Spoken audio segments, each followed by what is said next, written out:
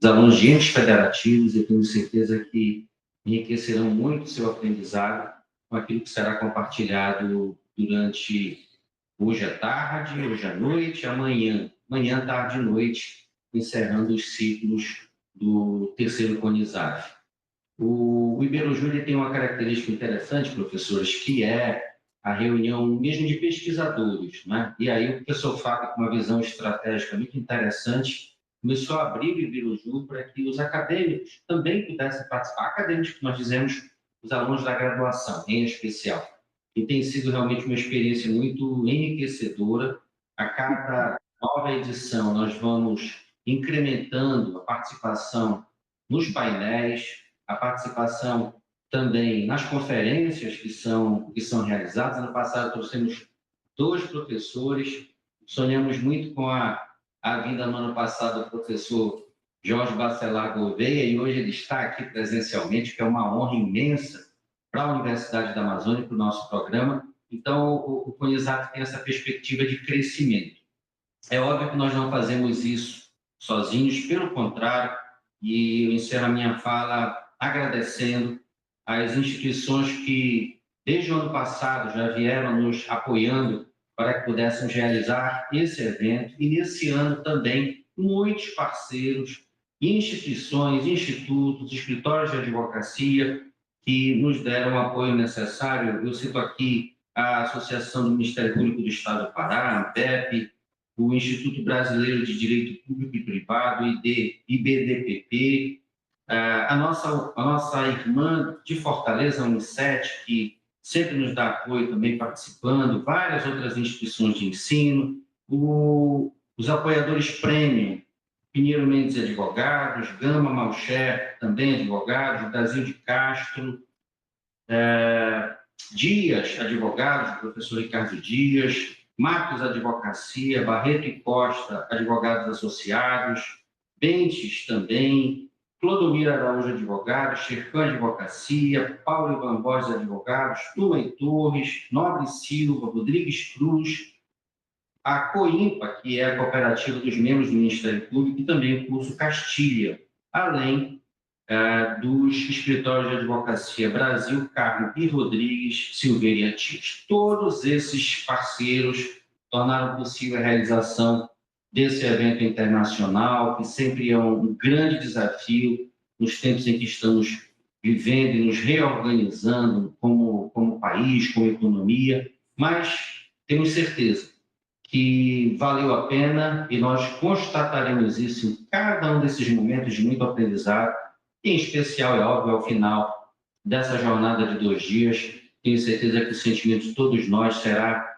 também de satisfação e de gratidão. Primeiramente a Deus, é óbvio, mas também de maneira especial a todos esses que colaboraram. E aqui o nosso agradecimento ao nosso presidente, ele nos designou a honra, minha professor Fred, de sermos diretores regionais do Beroju. Temos tentado trabalhar para honrar essa missão. Hoje o Beroju tem uma sala, não é? Aqui na UNAMA, no térreo, perto do MPJ. Isso tem também facilitado por demais o desenvolvimento do Instituto. Fica um convite. O Beroju realiza eventos em todo o mundo, no Brasil, em quase todos os estados, até mesmo na Polônia, né, professor? O Beroju já fez eventos, eu já participei remotamente, mas um dia quero estar presencialmente. Então, fica o nosso agradecimento e o nosso reconhecimento dos esforços de todos que aqui estão, daqueles que nos acompanham também pelas redes sociais. Muito obrigado.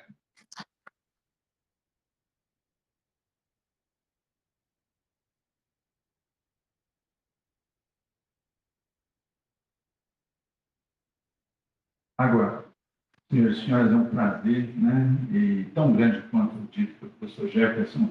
Eu vou procurar ser bem estreito naquilo que eu vou falar, mas tentar dar um significado tal qual foi dito pelo professor Jefferson.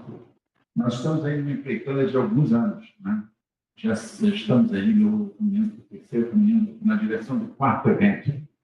E esse evento ele começou muito menor, né? Com muito menos perspectivas, com muito mais dificuldades. Eu não preciso dizer o que o professor Jefferson já bem apontou, de toda uma gama de dificuldades que foram ultrapassadas, de toda a pertinácia do professor Jefferson em fazer acontecer e buscar nomes, sobretudo europeus, mas também lidar com nomes nacionais. Vamos ter nomes aqui do Rio de Janeiro, que chegou mais cedo, né? Um especialista em direito ambiental, da Universidade Federal Fluminense. Então, nós temos uma gama de possibilidades que se desemboca naquilo que nós pretendemos, que é bem próximo doutorado para o nosso programa de mestrado em Direitos Fundamentais, né? Junto com outros que nós já temos aqui, com a inserção do professor Papaléu, que é um jovem brilhante, sempre foi. Isto só nos motivou mais. E agora, com todos os apoiadores que os senhores viram, me parece que ganhou alma esse escopo, né, de fazer uma academia de maior excelência para nós aqui na UNAM. E isso começa e termina. Eu digo termina porque termina hoje para de novo começar e recomeçar em outras perspectivas o projeto do Beroju. O Fábio se junta, não repito o que foi dito pelo professor Jefferson quanto à questão transnacional, questão, inclusive, ligada a vários continentes, né? Não só brasileiros. Isso aí, para nós, é um motivo de muito júbilo. E, por tudo isso, gente, eu queria dizer a vocês que, além de alegre e feliz, eu quero cumprimentar muitíssimos que estão nesta banca, porque estiveram conosco desde o início, em momentos bem mais complexos, e hoje podem observar os senhores, né, de peito aberto, dizendo que o futuro nos aguarda com muitas novas investidas a melhor. É o que o professor Fábio Veiga nos traz e é o que a reitoria, eu não posso deixar de falar nisso, né?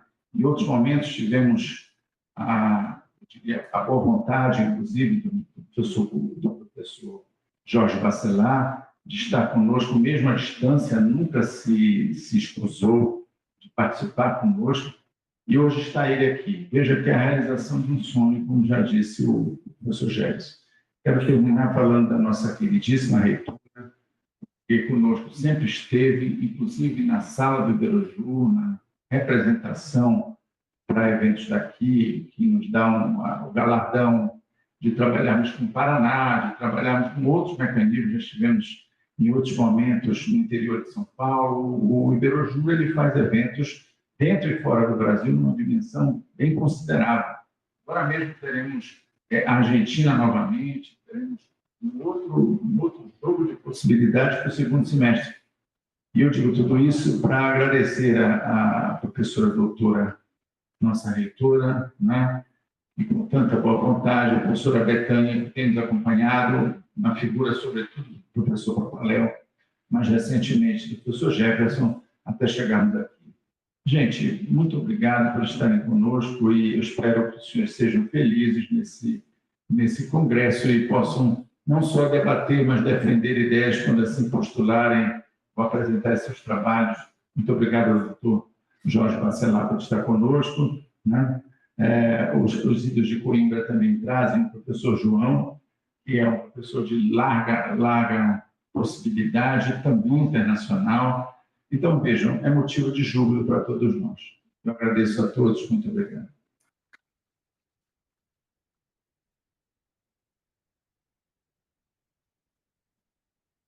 Boa tarde a todos. Prazer estar com vocês. Eu sou o Fábio Veiga, presidente do Iberojur, e queria agradecer aos colegas que estão mais perto. Queria agradecer aos meus colegas que estão aqui na mesa, o professor Gerson Bacelar, o professor Alberto Papaléu e o professor Frederico Oliveira, que sem eles nós não conseguiríamos chegar a esse momento. Para a rede do Iberojur, que é uma rede que tem mais ou menos 4.500 investigadores, pesquisadores de direito. É muito importante nós estarmos em vários ambientes internacionais, porque em cada área científica tem pesquisadores que estão promovendo ciência jurídica. E eu queria agradecer e também me sentir honrado de estar no ano da COP30 aqui em Belém do Pará, porque a COP30, que as Nações Unidas já há muitos anos faz essas conferências internacionais, né, para debater o meio ambiente, a sustentabilidade e a mudança climática no mundo, veio para Belém. Isso também nos proporciona uma oportunidade para debater assuntos mais técnicos dentro do direito e fora do direito, né? Porque o Congresso, o terceiro CONSAF, que é o Congresso sobre Sustentabilidade, Ambiente e Direitos Fundamentais, ele trata dos direitos fundamentais, sim, que é de ordem política, que é aquilo que nós estudamos, desenvolvemos, mas também nós, como estudantes internacionais e pesquisadores, também vamos nos alimentar de outras fontes extra-jurídicas, fontes essas que servem para dar embasamento às nossas pesquisas. Aqui também saudar e agradecer os nossos convidados que vieram de Portugal, incluindo a mim mesmo, né, que moro na cidade de Porto, sou professor em Portugal, venho minha terceira vez aqui a Portugal, mas aqui ao Brasil, a Belém do Pará. O professor convidado desse ano, o professor Jorge, professor catedrático, né, Jorge Bacelar Oliveira, e o professor João Pedro Xavier, que agradecer novamente pela vossa presença aqui. Para nós é uma alegria, tanto para mim quanto professor português e brasileiro, né, porque eu já tenho eu tenho muito mais anos de trabalho em Portugal do que tenho no Brasil, ou mais anos de trabalho na Península Ibérica, porque eu fiz a minha carreira de formação e também de profissional como professor lá. Basicamente, eu tenho pouco tempo de formação pós-graduada no Brasil, né? A minha formação pós-graduada foi 100% na Península Ibérica, e com isso eu consegui um pouco entender o que é esse pensamento e essa forma de analisar a ciência jurídica em perspectiva europeia e o que pode contribuir com a América Latina, né? Isso mesmo, o Iberojur tem essa preocupação de fazer pontes entre a América Latina e a Europa, especialmente com Portugal, e nós desenvolvemos projetos como esse aqui para contribuir e para também receber e beber um pouco da fonte natural, que seja a fonte que brota aqui do continente americano. Bom, queria então saudar todos os presentes, todos os que estão online, que vão assistir essa palestra então, nos 2 dias do evento, hoje e amanhã. Muito obrigado a vocês que estão em casa. Dizer que a partir hoje de manhã tivemos algumas salas, mas amanhã também teremos mais salas digitais, com vários painéis ao mesmo tempo, com painéis simultâneos. Os interessados podem acessar essas salas. E vocês que estão aqui no presencial têm a oportunidade de falar com os professores também, nos corredores, estar aqui conversando conosco, fazendo perguntas. Isso que é algo que eu penso que é muito importante para a vida de um estudante de direito, estar em formação. Então, nós nos colocamos à disposição de vocês, do público, e espero que seja um evento de grande performance para vocês, para que vocês também aprenderem mais. Muito obrigado. Eu vou falar sobre informação.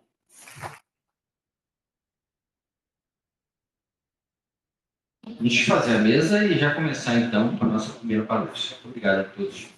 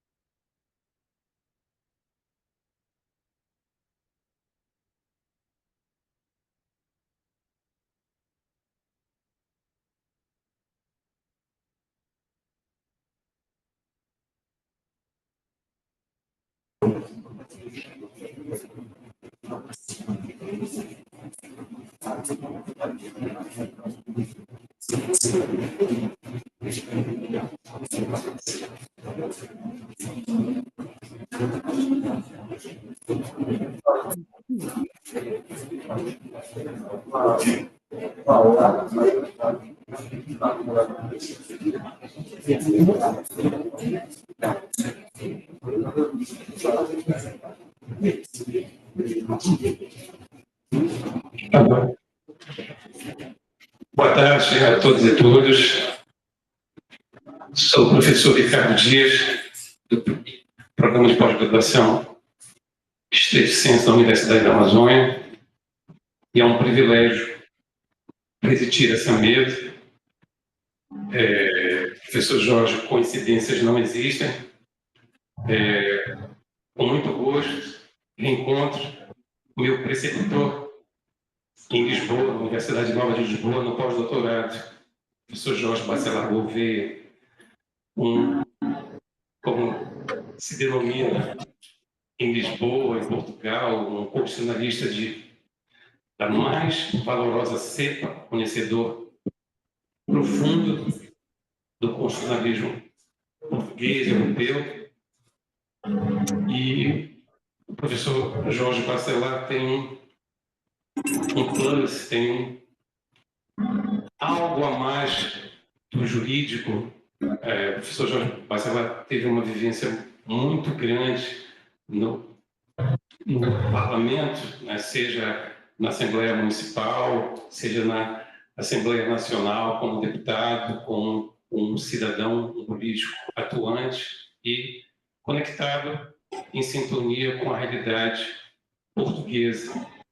Tenho certeza que é um privilégio, tenho certeza todos e todas que é um privilégio escutá-lo. É alguém que vive o constitucionalismo, vive a academia. Quando estive no pós-doutoramento, em 2019, tive a oportunidade de, enfim, o privilégio de conviver com o professor Jorge na Universidade Nova de Lisboa, a quem ele ajudou a estruturar, a construir. E, sem mais delongas, passo a palavra ao professor Jorge Bacelar Gouveia para a sua palestra Meio Ambiente, Direitos Fundamentais na Ordem Constitucional Portuguesa. Professor. Muito boa tarde a todas e a todos. Espero que esteja a ser bem ouvido e já agora também bem visto em todos os sentidos.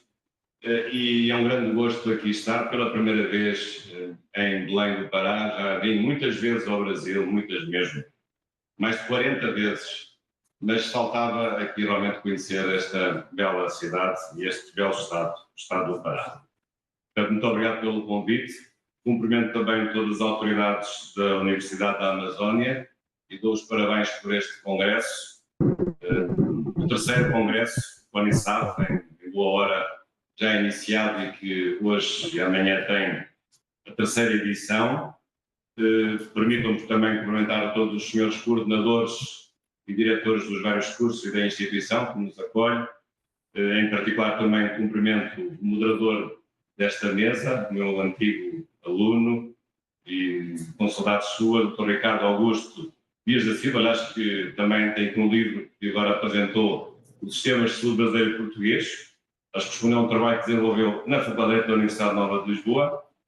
E também já agora, já que estamos em livros, eu também deixo-vos aqui uma oferta minha para a vossa biblioteca, um dos meus manuais, este é Direito Internacional Público, onde também trato questões ambientais e, sobretudo, em matéria de direitos humanos. Hoje é uma área realmente interdisciplinar, é uma área transdisciplinar.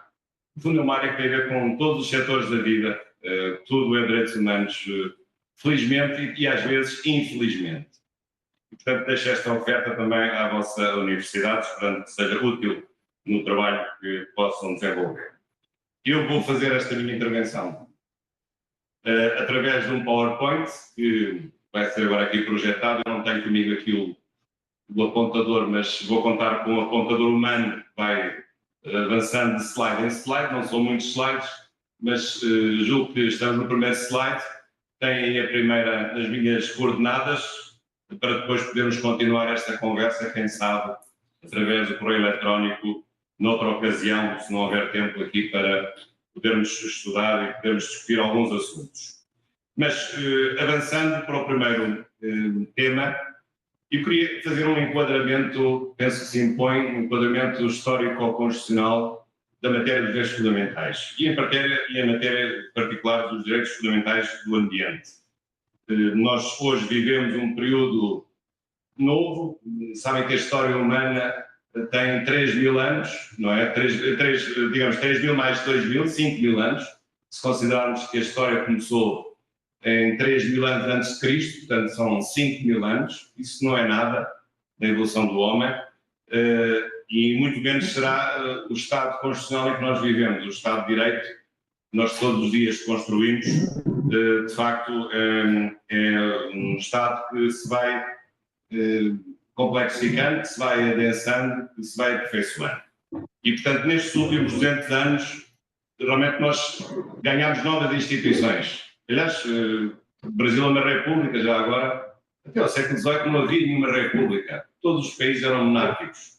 E com outra exceção e difícil qualificação, mas não havia repúblicas, só havia monarquias. Não havia processos eleitorais, não havia separação dos poderes, não havia reconhecimento de direitos fundamentais. E, portanto, o Estado Constitucional que nós hoje estamos a viver, já neste século XXI, já vai bastante avançado, é realmente uma grande conquista da humanidade e aqui tem, de facto, essa referência dessas características. É verdade que durante estes 200 anos, 250 anos talvez, as coisas não foram sempre da mesma maneira, as coisas foram evoluindo. lembramos o que é que foi o Estado liberal, e com as suas conquistas, mas também com as suas dificuldades e os seus desaires. Já agora, em pequena à parte, já que agora mesmo soubemos a eleição do novo Papa, recordo que ele escolheu o nome de um grande Papa do século XIX, do fim do século XIX, que foi o grande impulsionador da doutrina social da Igreja, o Papa Leão XIII, com a famosa encíclica Rerum Novarum, neste caso o atual Papa a partir de hoje, Papa Leão XIV. Foi uma excelente escolha até desta perspectiva. E que Deus o ajude na sua missão, realmente não é fácil. Mas, portanto, o século XIX precisamente foi um século de grandes lutas, de grandes divergências. Por um lado, o capitalismo se tornou selvagem e, por outro lado, a necessidade de proteção dos grupos mais vulneráveis, a começar pelos trabalhadores, mas também por outros grupos que a pouco se revelaram caírem em armadilhas e de grande desfavor por parte do Estado e por parte da sociedade. E, portanto, passamos ao Estado Social, em que os direitos fundamentais ganharam um novo impulso, portanto, uma nova geração de direitos, que nós chamamos de segunda geração de direitos fundamentais, os direitos económicos, sociais e culturais, precisamente nessa perspectiva.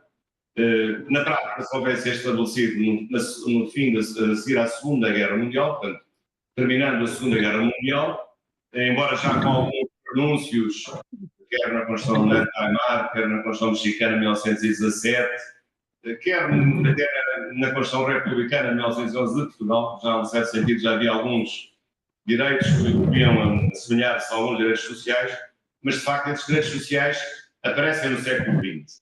Claro que o século XX teve outras experiências menos positivas, teve os seus totalitarismos, de extrema-esquerda e extrema-direita, que foram muito nefastos, mas penso que hoje o mundo caminha, não talvez para o fim da história, infelizmente, se a história fosse boa para terminar, mas caminha para uma convergência e para um certo consenso sobre qual o modelo político e o modelo de Estado melhor serve os interesses dos cidadãos, que é o modelo do Estado de Direito Democrático. Me julgo que ninguém hoje tem dúvidas sobre isso, a não ser alguns discursos mais radicais. E precisamente por causa desses discursos radicais, nós hoje estamos a enfrentar um conjunto de problemas que eu diria que são crises do Estado pós-contemporâneo e que realmente começam ou acusam a dificuldade que é a continuação na sua densidade e na sua estabilidade no Estado de Direito Democrático. Eu aqui enumero várias crises, depois vou focar-me mais na parte ambiental, que é aquilo que é o núcleo da minha intervenção. Mas hoje já ouviram falar muitas vezes, certamente, na crise do Estado Social. O Estado Social está em crise. Está em crise porquê? Porque o setor público muitas vezes não produz os bens e serviços com qualidade, não produz bens e serviços com a maior eficiência económica e às vezes é o setor privado que faz até melhor do que o setor público.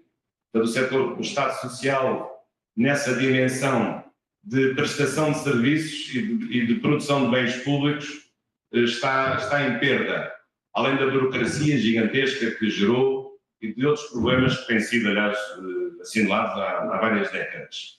Mas também hoje vivemos um período de uma certa crise da democracia. Não se assustem que eu não estou a defender o fim da democracia, mas crise da democracia em que sentido? No sentido de os políticos não representarem bem os cidadãos, ou dito de outra forma, os cidadãos não se reverem cada vez, ou fazerem com maior dificuldade nos políticos, que não sabem defender os verdadeiros problemas, a resolução dos verdadeiros problemas das pessoas. Aliás, isso está a acontecer na Europa. Aliás, em 2 ou 3 décadas, a maior parte dos partidos políticos da Europa foi destruída, a maior parte dos partidos desapareceu, há novos partidos que aparecem, uns do centro, outros dos extremos, quer da extrema-esquerda, quer da extrema-direita, e de facto, basta pensar no caso da Itália, em que um grande partido que construiu a Itália do pós-guerra, a democracia cristã, desapareceu do mapa. E no seu lugar apareceram novos partidos. O mesmo na França. Os grandes partidos de direita e de esquerda, o PSF, por exemplo, desapareceram praticamente. A Espanha também acontece um pouco isso, Portugal também está a acontecer um pouco isso, embora os grandes partidos ainda se mantenham. Digamos que aqui a Península Ibérica é mais conservadora do ponto de vista dos critérios para analisar o sistema partidário, que é o sistema da volatilidade, o critério da volatilidade do voto, ou seja, os portugueses mudam poucas vezes de partido quando votam. Votam sempre no mesmo, digamos que cada partido tem ali um núcleo, digamos, duro de fiéis militantes ou fiéis votantes que nunca ousam um dia votar em partido diferente. Mas isso também vai, a pouco e pouco, também vai se desgastando. Há uma ilusão dessa estabilidade. E, portanto, hoje temos a ideia de que há novos problemas, que os políticos têm discursos cada vez mais redondos, cada vez mais bonitos de se ouvir, mas que depois não resolvem concretamente os problemas das pessoas. E, portanto, isso tem sido estudado, não é nenhuma novidade, e isso provoca, de facto, um afastamento maior dos cidadãos em relação à política. Portanto, há verdadeiramente aqui uma crise da democracia real e é necessário novos mecanismos de participação política. Eles existem, a iniciativa popular, os plebiscitos ou os referendos. Aliás, aqui no Pará houve recentemente um importante plebiscito que resolveu não dividir o Estado do Pará. Portanto, para quem votou sim foi uma grande vitória, para quem votou não foi uma derrota, mas a democracia é assim mesmo. E além da vossa Constituição também ter sido referendada, depois, 5 anos depois de ter entrado em vigor, também foi referendada no que respeita aos 2 temas principais, a forma de governo e o sistema de governo. Mas, portanto, isto é um assunto complexo, mas não quero esconder aqui que, pelo menos ao nível europeu, tem havido muitos debates em 2 sentidos. No sentido de não haver a devida representação política dos interesses da sociedade e das pessoas e dos seus grupos, mas também o problema de ser necessário combater esse discurso radicalista que pode pôr em causa a própria democracia. Acho que, como costuma dizer, a democracia é o único sistema que se pode autodestruir, ou que admite a sua autodestruição. Mas não podemos deixar que a democracia se possa autodestruir. E é preciso estar atento, proibir partidos radicais, como fez a Alemanha, aliás, e bem, proibiu um partido nazi e proibiu um partido comunista, através de 2 decisões sociais do Tribunal Constitucional Alemão, nos anos 50, mas a democracia tem que tomar cuidado para não se deixar autodestruir ou destruir por dentro com discursos que sejam contra ela própria em nome de uma tolerância que acaba de ser autodestrutiva. Depois também há outros fenómenos mais recentes que são mais evidentes, mas também são de resposta difícil. Um deles é o problema da globalização. Daqui a uns anos nós achávamos que a globalização não ia durar muito tempo. Achávamos que a globalização era uma coisa passageira. Muitos até comparavam a globalização com o Império Romano, que conquistou toda a Europa, a Ásia Menor e o Norte da África, ou a globalização com os descobrimentos portugueses, já que estou aqui a falar numa terra que fala português. Mas a verdade é que esta globalização é muito diferente, quer da globalização do Império Romano, quer da globalização dos descobrimentos portugueses e espanhóis. É uma globalização que me parece definitiva, é irreversível. É verdade que o Brasil, a certa altura, liderou importantes processos de contra-globalização, estou a lembrar-me do Fórum de Porto Alegre, mas tudo isso hoje não tem qualquer impacto. E, portanto, a globalização é um dado adquirido. E é preciso viver nessa globalização e criar os melhores instrumentos para que essa globalização não seja a destruição das identidades dos países, para que haja transparência lá naqueles senhores que lá nos escritórios internacionais, das multinacionais, nos governam de uma forma invisível. E, portanto, é preciso que esta globalização, que tenha o seu lado positivo de liberdade de circulação de pessoas, de mercadorias, de ideias, não seja também, não tenha o seu lado negativo da neocolonização capitalista das grandes potências que põe em causa a identidade dos países em vias de desenvolvimento e com menos possibilidades de afirmação no cenário internacional. Portanto, esse é um grande desafio, realmente, que a globalização nos deixa. Para além da questão da própria digitalização da sociedade, que é um tema também conexo com a própria globalização. Depois, um outro assunto sobre o qual também tenho falado muito nos últimos anos é a questão de hoje ser colocada na ordem internacional como nunca o problema da insegurança internacional e da insegurança nos Estados. O Brasil, infelizmente, nessa matéria tem muitas razões para se preocupar com as questões da segurança, portanto, falo aqui em segurança, quer no sentido de security, mas também no sentido de safety. Sabemos bem que o Brasil, nessas estatísticas, não está bem, mas os outros países também não estão muito bem. E, portanto, desde o 11 de setembro de 2001 tem havido um conjunto de iniciativas internacionais para promover novas políticas de segurança e de facto, tornou-se célebre um conceito inventado por um autor, por um sociólogo alemão, chamado, já falecido, chamado Ulrich Beck. Nós agora temos um Estado, uma sociedade de risco, um Estado de risco. Aliás, eu depois escreveria também outro livro mais para a comunidade internacional, a Comunidade Internacional de Risco. E, portanto, este autor realmente conseguiu. Eu tinha escrito esta palavra, ou tinha inventado esta palavra, até muito antes do 11 de setembro de 2001, fê-lo a propósito do desastre nuclear de Chernobyl, em 26 de abril de 1986, ainda antes do fim do Muro de Berlim da União Soviética, mas realmente essa expressão foi premonitória de uma nova fase que nós estamos a viver, que é realmente uma sociedade de risco, um Estado de risco, uma comunidade internacional de risco. E, portanto, com tudo o que isso implica, novos investimentos em matérias de segurança, de cooperação internacional e tudo aquilo que sabemos que está a acontecer, a criminalidade violenta, o tráfico de droga, muitas vezes também o uso de drones, as guerras híbridas, as novas ameaças, a pirataria marítima, por exemplo, que agora está de regresso. Portanto, tudo isso que realmente nos tem apoquentado, quer ao nível dos Estados, quer ao nível da comunidade internacional. E, finalmente, também, hoje temos uma coisa que achávamos que nunca seria possível, que é, de facto, enfrentar os limites da própria sustentabilidade do Estado em matéria ambiental.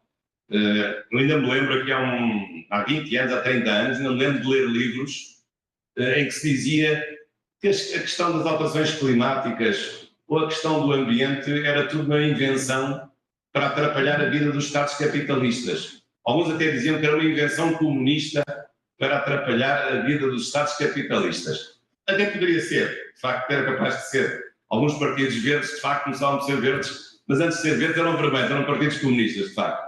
Mas a verdade é que eles tinham razão. E hoje, quando leio esses livros, só posso sorrir, porque, normalmente, esses livros eram livros negacionistas de uma realidade que nós hoje temos que reconhecer que é uma evidência. E, portanto, há aqui um desafio importante de sustentabilidade do Estado, do reconhecimento dos limites dos recursos do Estado, e para isso o Estado tem que ter instrumentos que imponham deveres aos cidadãos, mas também que lhes reconheçam direitos, sobretudo os direitos a um uso sustentável do planeta e à preservação das espécies da natureza, o ambiente em particular, e depois um assunto que eu ainda falarei, que será o assunto dos direitos dos animais, que eu penso também que é uma área nova, também interessante. Ora, mas isto também significa então que se o ambiente, se a evolução do Estado Constitucional Democrático significa que as pessoas têm direitos, a começar na Revolução Francesa, as declarações britânicas bem mais cedo, claro que não é apenas no Estado Constitucional, não é apenas no direito constitucional que as pessoas têm os seus direitos reconhecidos. Hoje vivemos em países em que tem como princípio fundamental a dignidade da pessoa humana. Isso é uma coisa que, mesmo não estando escrita, ninguém pode recusar. E essa dignidade da pessoa humana, depois, se reparem, tem uma proteção interdisciplinar. As garantias dos contribuintes no direito fiscal, as garantias dos administrados no direito administrativo, por exemplo, os direitos dos trabalhadores, da CAGREF, por exemplo, e o 1º de maio, que nós comemoramos há poucos dias, um importante dia em que assinala o massacre de muitos trabalhadores que lutaram pelos seus direitos, precisamente num período particularmente duro do fim do século XIX, quando os direitos dos trabalhadores não eram ainda reconhecidos.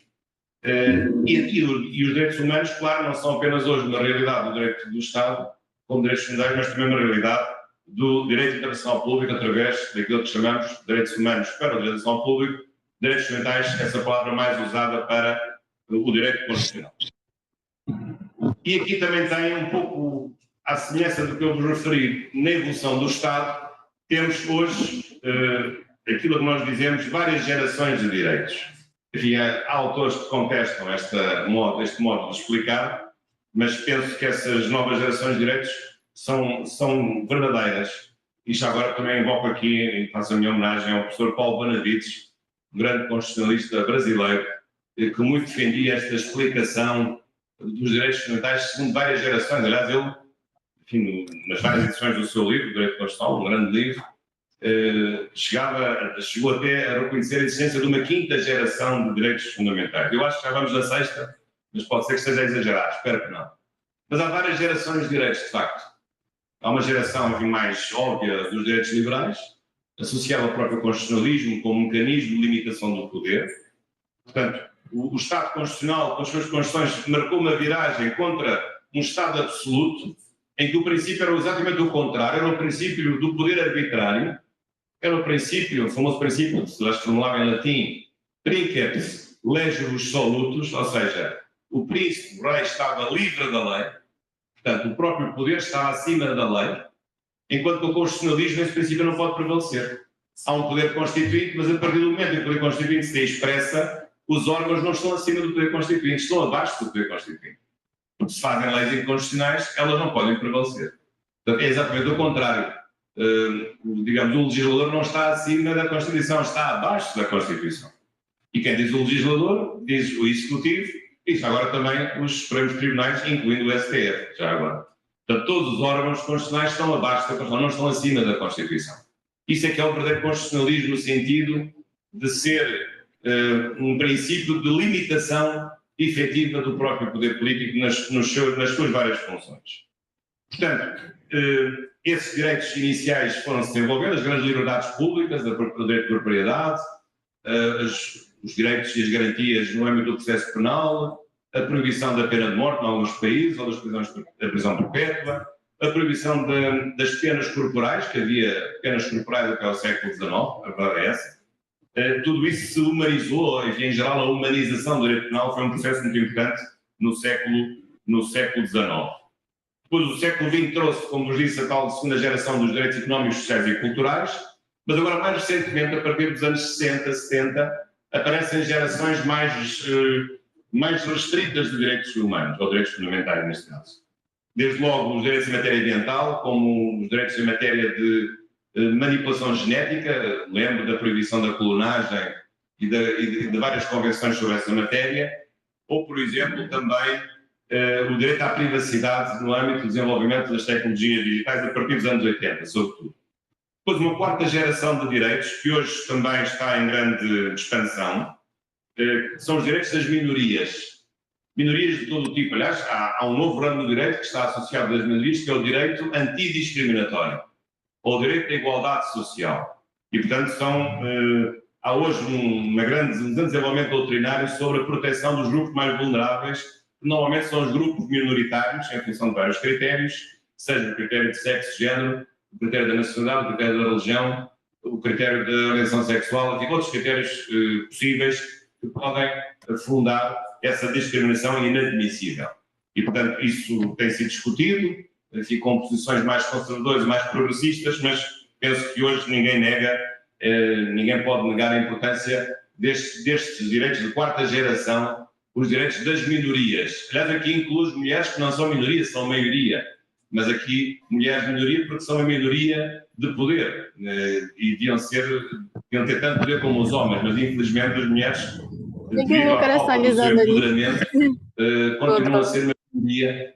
E realmente isso tem de mudar. Aliás, vejo também com satisfação, ainda há pouco vi um cartaz, que o Brasil aprovou uma lei de feminicídio, portanto, punindo especialmente o homicídio quando é praticado sobre as mulheres. Nós em Portugal não temos essa norma, não temos esse crime autónomo, mas de facto um crime feito, um crime que mata a mulher só por ela ser mulher, ou aproveitando-se das suas debilidades ou das suas características, realmente tem um grau de censurabilidade muito superior a um crime de homicídio comum. E, portanto, é um bom caminho, julgo que o Brasil está a trilhar nesse aspecto de estabelecer leis próprias. Como também já tinha, já há uns anos, a Lei Áurea, a Lei contra a Violência Doméstica, como é que se chama? Maria da Penha, exatamente. A Lei Áurea era da Princesa Isabel, de 1868, que dizia a Lei da Libertação dos Escravos. Lei Maria da Penha, que de facto foi muito importante para combater também de uma forma particularmente dura a violência doméstica. Mas, portanto, são direitos de quarta geração, precisamente estes, menos um grande número desses direitos. Mas entramos depois nos direitos de quinta geração, em que aqui sim entram direitos ambientais, direito aos recursos naturais, por exemplo. Hoje já se fala do direito à água, acesso à água, o direito à água potável, o direito a uma água barata que não seja mais cara do que a gasolina ou do que o gasóleo, já agora, e que exista já agora a água. E, portanto, o direito à água, por exemplo, e também o direito à paz. Acho que quem falava muito do direito à paz era precisamente o professor Paulo Bonavides, invocando muito o célebre livro de um grande filósofo alemão, Immanuel Kant, sobre a paz perpétua, e, portanto, esses são direitos de quinta geração. Eu talvez agora acrescentasse direitos de sexta geração em matéria digital, os direitos no ciberespaço. Nós hoje vivemos boa parte da nossa vida no ciberespaço. Isso significa que há direitos, digamos, que se adaptam ao ciberespaço, mas que já existiam antes. A liberdade de expressão, o direito de petição online, por exemplo, o direito de reunião online, o direito ao ensino online, o que estamos aqui a fazer, a transmissão do conhecimento, mas também há direitos que são novos, que não existiam antes. Por exemplo, o direito ao testamento digital, por exemplo, o direito à privacidade, o direito à proibição da geolocalização informática. E já agora, nesse aspecto, Portugal até avançou bastante, porque aprovou em 2001 uma Carta Portuguesa dos Direitos Humanos da Era Digital. Acho que convido também a poderem consultar. E chegamos agora, em particular, ao ambiente. O que é que aqui vos queria dizer de uma forma mais específica? A matéria ambiental, como vos disse, começou por ser uma matéria negada, isto é, a perturbação, as oscilações ou as dificuldades no que respeita ao ambiente. E isso começou por ser negado, mas hoje, de facto, não é possível negar essa realidade. E tanto que não é possível que há uma expansão gigantesca de normas e princípios jurídicos em matéria de proteção ambiental e proteção da natureza. Sabemos quais são os temas clássicos, só que há sempre temas novos. Quais eram os temas clássicos? A extinção das espécies, por exemplo, contra ela uma importante convenção, a Convenção CITES, por exemplo. A questão do buraco na camada do ozono, que se resolveu pelo protocolo de Montreal, apesar de tudo, acabando com aqueles produtos químicos que havia nos frigoríficos e não só, que provocavam esse buraco na camada do ozono, os CFCs. Isso até foi um dos assuntos que se resolveu mais rapidamente em matéria ambiental. As chuvas ácidas, coisa que acontecia muito no norte da Europa, agora não tem acontecido, julgo eu, mas com tanta frequência. A questão da desflorestação, no caso da Amazónia, que eu diga, já que estamos na Amazónia, precisamente o que vai acontecendo. A questão da subida do nível médio das águas e o degelo nos polos, levando ao risco de muitos países desaparecerem. Aliás, há vários países no Pacífico, Tuvalu, por exemplo, que está em risco de desaparecer, de se tornar completamente um país submerso pelo Oceano Pacífico. E já agora a questão depois da poluição ambiental, enfim, em vários níveis. Portanto, estes são, e o principal de todos é a subida da temperatura do planeta, as alterações do ponto de vista da subida da temperatura. Portanto, coisas que nós hoje, há uns anos, tínhamos dúvidas se eram verdadeiras ou não. Há uns anos havia luta entre negacionistas e aqueles que afirmavam que isso era uma realidade, mas hoje acho que já ninguém tem dúvidas de que isso é mesmo uma verdade. Aliás, nos últimos anos na Europa, os últimos anos têm sido os anos mais quentes de sempre na Europa, que há memória. Há registros, penso que há registros há cerca de 100 anos, esta parte, e nos últimos anos na Europa, em Portugal, têm sido os anos mais quentes de sempre. Portanto, não apenas um ano episodicamente, mas sucessivamente. Com menos precipitação, com temperaturas mais elevadas, e aliás, com mudança sensível em certos setores. Aliás, também na África, o deserto do Saara, por exemplo, está-se a alastrar rapidamente para mais a sul, onde há uma zona, digamos, de floresta tropical.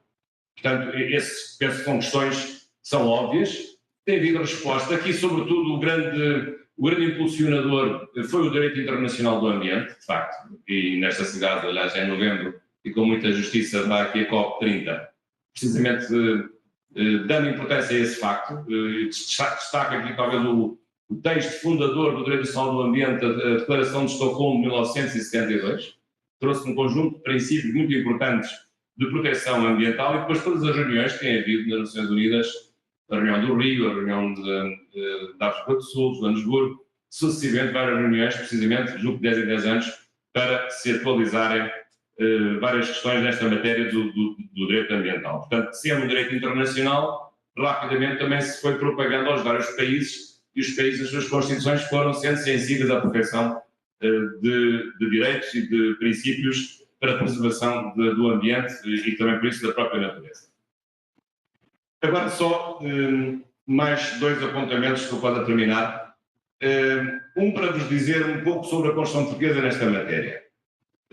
Nós temos uma Constituição já relativamente madura, uma Constituição que já tem 49 anos, no próximo ano fará 50 anos.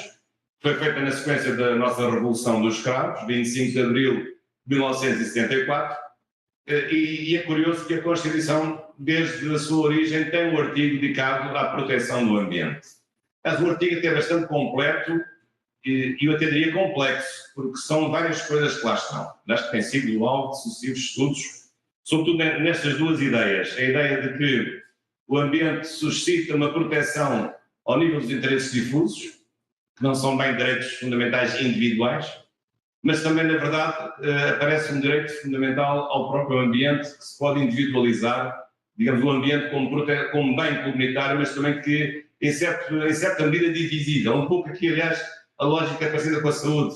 Há uma saúde individual e há uma saúde pública. Portanto, a proteção da saúde é um bem público, mas também é um bem privado, é um bem divisível, que tem uma utilidade individual e não apenas uma utilidade coletiva de vivermos numa sociedade em que não haja doenças. Nós podemos estar doentes, mas queremos viver num país que não tenha doenças. Bem, se vivemos num país que não tem doenças, nós também não ficaremos doentes. Não é? Ou então não ficaremos doentes porque os outros não propagam doenças porque são proibidos de o fazer. Como assistimos no tempo da Covid, com alguma dificuldade, alguns que não queriam cumprir as normas. Mas isto o ambiente é a mesma coisa, uma lógica, também uma lógica coletiva, mas é uma lógica individual, de preservação, de cuidado do ambiente com comportamentos individuais que, apesar de tudo, têm vindo a ser, digamos, desenvolvidos, embora depois cada país tenha as suas próprias características. E eu queria também chamar aqui a vossa atenção para uma situação particular em Portugal, e com esse slide eu vou terminar, que tem a ver com a questão dos direitos dos animais. Penso que aqui no Brasil ainda não é um assunto muito discutido, mas na Europa e em Portugal tem sido muito discutido o estatuto dos animais. Não estou a dizer dos animais todos, não é do reino animal no seu conjunto, isso também seria demais. É animais no sentido dos animais que são suscetíveis de dor, ou pelo menos que são suscetíveis de sistema nervoso central. Aliás, até há pessoas que dizem que nós somos todos animais, há uns que são humanos e os outros que não são humanos. Nós ainda pertencemos aos humanos. Mas todos somos animais. E há várias teorias sobre isso. O grande filósofo, teorizador de tudo isso, um senhor chamado Peter Singer, não sei se já ouviram falar, tem escrito muito sobre isso. E reparem que já em muitas universidades, sobretudo americanas, nesse aspecto estão muito avançadas, já há disciplinas que se chamam direito animal. Não são os direitos dos animais, neste sentido. É direito animal, animal law, no sentido de direito objetivo, não no sentido de direitos subjetivos. Portanto, há aqui várias questões que se colocam. Claro que aqui é um problema de fundo, que é saber, quanto à natureza e quanto aos animais, o que é a natureza? O que é o equilíbrio ambiental? É o equilíbrio da própria natureza que anda por si, ou é um equilíbrio que é favorável ao homem, que o homem pode perturbar ou pode reequilibrar de acordo com as suas necessidades? Portanto, aqui uma visão mais antropomórfica ou não da própria natureza, tal como ela se apresenta. São questões novas. Em relação à questão dos direitos dos animais, há muitas pessoas que, quando veem este assunto, se arrepiam porque acham que os animais não podem ter direitos. Bem, é verdade, do ponto de vista técnico-jurídico, não podem ser pessoas jurídicas. E também é verdade que os imperadores romanos, que eram sempre muito criativos, além de outros, um deles, por exemplo, Calígula, até fez senador de Roma o seu cavalo preferido, não é? Agora imaginem se esta ideia de se transformar em deputados animais preferidos, imaginem o que é que seria dos nossos países, do que é que seria das nossas democracias, nem quero pensar. Portanto, mas é evidente que, digamos, a personificação da proteção dos animais tem limites. E, portanto, quando se fala de direitos dos animais, temos que saber do que é que estamos a falar. Estamos a falar da proteção, com certeza, dos animais não humanos, sobretudo dos animais domésticos, proteção que me parece adequada dentro de certos níveis que eu acho que são equilibrados. Não vos desconto que há pessoas para tudo. Há pessoas que acham que, para haver a proteção animal, temos que ser todos vegetarianos. Eu não sou vegetariano, nem tenciono ser. Mas reconheço que a comida vegetariana tem as suas vantagens. Mas não podemos cair em excessos. Penso que tem que haver aqui situações de equilíbrio. Mas esses equilíbrios às vezes são difíceis de obter. Mas reparem que este assunto dos direitos dos animais não é só um problema constitucional, mas é também um problema civil, por exemplo, e um problema penal. E falo disto em particular de Portugal. Porquê? Porque recentemente nós temos vindo a evoluir nesta matéria em Portugal. Há várias... alterámos o Código Civil. Como sabem, no Código Civil há pessoas jurídicas e há os bens. Portanto, o animal é um bem jurídico, não é uma pessoa coletiva, não é uma pessoa singular. Mas no Código Civil português os animais são bens, mas são bens com regime especial. Um regime com uma especial proteção, diferentes das coisas, quer das coisas móveis ou imóveis ou as outras classificações que nós possamos estabelecer. E, portanto, embora o Código Civil depois não adiante muito qual é a proteção que quer, mas abre a porta aqui a uma proteção especial que os animais como coisas devem possuir. Num certo sentido, faz a meio caminho entre serem pessoas jurídicas e não serem bem coisas ou bens comuns. Claro que isso levando a um problema de saber como é que o animal se protege a si próprio. Como é evidente, isso não faz sentido, mas também não é um problema ultrapassável, porque também as crianças não se protegem a si próprias, as crianças não vão ao tribunal defender os seus direitos, são os seus pais que o fazem. Ou então o Ministério Público tem aqui um papel muito importante, já teria, por exemplo, a matéria ambiental na proteção dos interesses difusos, também pode ter a matéria de proteção dos direitos dos animais. Portanto, há aqui várias questões que se têm colocado. Uma delas, aliás, que muito agitou a ciência jurídica portuguesa nos últimos meses, foi o facto de, tendo havido a criação de dois crimes, aliás, são os dois últimos crimes do Código Penal português, o crime de abandono de animais e o crime de maus tratos de animais. E o que é que sucedeu? O Tribunal Constitucional, em parte dos seus juízes, veio dizer que esses crimes eram inconstitucionais. Porquê? Porque a Constituição Portuguesa não tem escrito lá que um dos bens jurídicos a proteger é o bem-estar animal. Obviamente fala na natureza, fala no equilíbrio, no equilíbrio dos ecossistemas, mas nunca tem uma expressão, uma palavra específica para a proteção dos animais não humanos, nesse sentido. E, portanto, uma parte do juízo do Tribunal Constitucional, mais conservador, possivelmente, provavelmente não progressista, entendeu que esses crimes eram inconstitucionais. E houve muitas pessoas que tinham maltratado animais que foram inocentadas, foram soltas, foram libertadas, porque as normas que tinham determinado a sua incriminação na primeira instância se tinham revelado inconstitucionais. E, portanto, é um problema que está em aberto. Aliás, uma das propostas, aliás, comum a vários partidos, na última revisão constitucional que acabaria por não ser aprovada, foi precisamente no sentido de consagrar o bem-estar animal na Constituição Portuguesa para justificar que no futuro não houvesse quaisquer dúvidas sobre o caráter não inconstitucional da incriminação dos maus tratos ou do abandono dos animais. Esse é um problema importante. Outro problema também que às vezes tem suscitado, em matéria de direito religioso, por exemplo, o uso dos animais para o culto religioso. Às vezes o uso, muitas vezes abusivo, com sofrimento dos animais, e colocando aqui também um pouco uma colisão entre bens jurídicos, a proteção dos animais e a própria liberdade religiosa. Para além da questão muito que hoje se tem falado muito na Europa, como sabem, a vaga migratória tem aumentado, sobretudo as restrições alimentares em relação a certas pessoas que não comem certos animais, por exemplo, para efeitos de alimentação humana, e as restrições e o direito que elas têm de não serem submetidas, por exemplo, nas escolas públicas, a refeições obrigatórias que possam violar quer a sua opção religiosa ou a sua opção cultural, que pode não ser necessariamente uma opção de natureza religiosa. Mas, portanto, deixo aqui este apontamento também sobre os direitos dos animais, matéria que eu realmente tenho aqui uma posição um pouco ambígua, se quiserem. Não é assim muito bom estar a reconhecer isso no fim de uma conferência, mas eu confesso que tenho uma posição ambígua. Tenho aquilo que se chama de mixed feelings sobre esta matéria, porque se eu acho que é verdade que os animais devem ter uma proteção, sobretudo porque os animais são suscetíveis de sofrimento, como nós somos.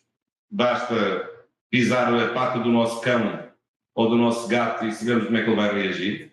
Eles são suscetíveis de dor e eu acho que é injusto que o homem possa caprichosamente infligir dor aos animais que são suscetíveis de dor. são todos animais que nos são próximos. Isso eu acho que é absolutamente inadmissível. Ou torturar animais, ou fazer outras coisas caprichosas e inadequadas com os animais. Agora, que isso signifique ter uma proteção, digamos assim, radicalizada, a ponto de nós sermos todos vegetarianos, também não me parece que seja uma atitude correta. Portanto, é uma atitude, em meu ver, digamos, equilibrada, que julgo que deve ser levada a cabo. Há hoje muitos textos sobre isto, há muitos cursos sobre direitos dos animais.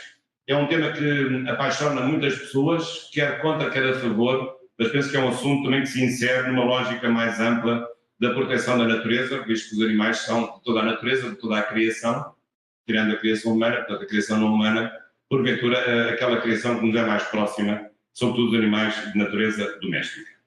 E, portanto, estas são as minhas palavras, deixo-vos aqui a indicação de 2 livros meus, o Manual de Direito Constitucional e também o Manual de Direito Internacional Público, e muito obrigado a este que está aqui. E uma última palavra já agora eu dirijo-me ao professor Fábio Veiga também, uma vez mais, para lhe dar os parabéns, porque tem sido a alma destes vários congressos do Iberojur, e é um grande gosto aqui estar também o seu convite, e acho que merece também todo o nosso apoio, porque é uma pessoa muito dedicada e tem grande valor por isso. Muito obrigado pela vossa atenção, muitas felicidades.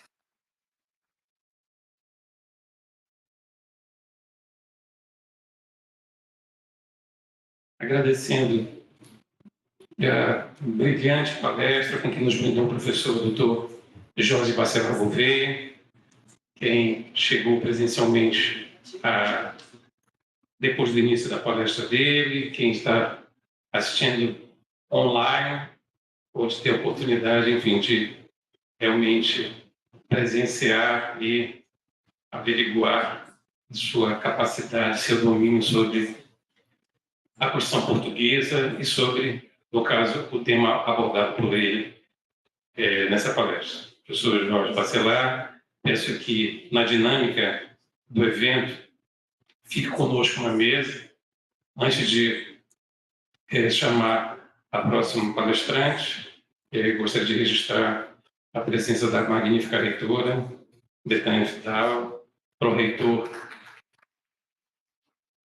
Francisco de Extensão, Cláudio Arroio, professora Betânia, antes, logo no início, na mesa, na composição da mesa, o professor Alberto fez uma explanação grande sobre como estamos vivendo esse momento, né, pré-COP 30, e como a Universidade da Amazônia está se pondo, se postando, se apresentando para a sociedade local, para a sociedade regional, para a sociedade nacional e, por que não dizer, para a sociedade internacional, com a sua estrutura, com sua expertise, com seu conhecimento.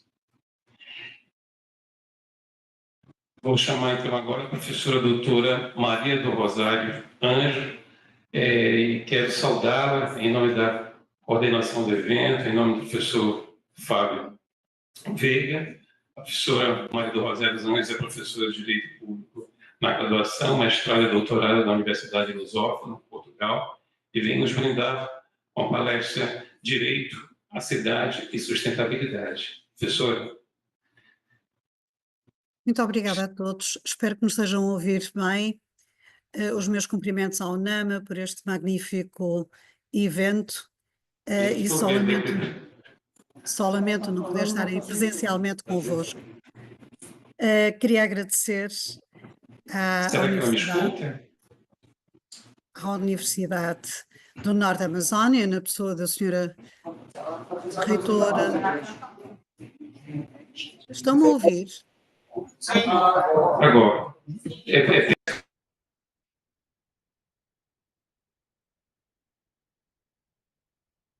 Posso continuar então? Presumo que me estão a ouvir. Seja muito bem-vinda. Obrigada, professor Frederico. É um gosto ouvi-lo, é um gosto poder participar neste evento e, como disse, com grande pena minha de não estar aí convosco, este ano tem que ser mesmo à distância. Cumprimentar a senhora professora e reitora da UNAMA, doutora Betânia, professor Jefferson, professor Frederico, professora Cláudia Albuquerque e por comunicação a todos os demais membros da UNAMA. Agradecer-lhes também, não apenas este convite, mas a forma absolutamente excepcional como me receberam no ano passado e na vossa universidade. E sem mais delongas, queria ainda agradecer ao professor Fábio o facto de me ter convidado para mais este evento. E por último, last but not the least, agradecer e cumprimentar o Sr. Professor Bacelar Gouveia pela excelente palestra que nos deixou e que vai ser difícil igualar. Bom, sem mais delongas, eu passava então à apresentação do meu tema, sendo que o direito à cidade e à sustentabilidade no século XXI. Este tema particularmente querido para mim é um tema muito atual. Confesso que há aqui conceitos nesta envolvente, nesta discussão, cuja definição é um pouco complexa, a começar pelo próprio conceito de sustentabilidade, que é um conceito polissémico e que nos remete para uma análise de uma enorme complexidade, o que é que devemos considerar, no fundo, como uma cidade sustentável.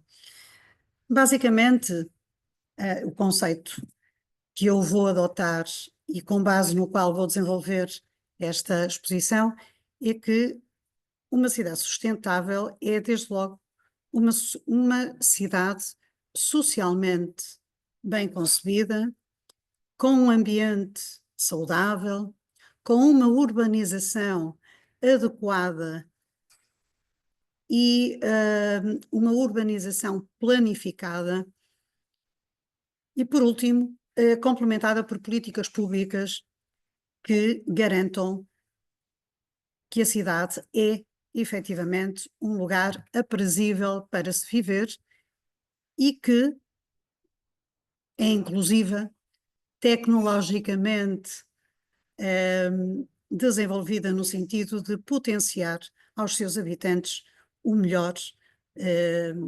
melhor qualidade de vida.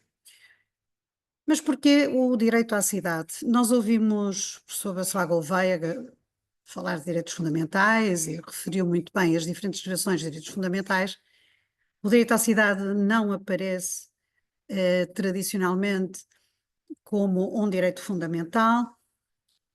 Em termos de direitos fundamentais, o mais próximo que nós encontramos é realmente o direito à habitação e ao urbanismo, direito esse consagrado na Constituição Portuguesa, e que não, sendo a pedra angular, diria eu, deste direito à cidade, a verdade é que não se confunde, porque este é um conceito mais amplo, mais vasto.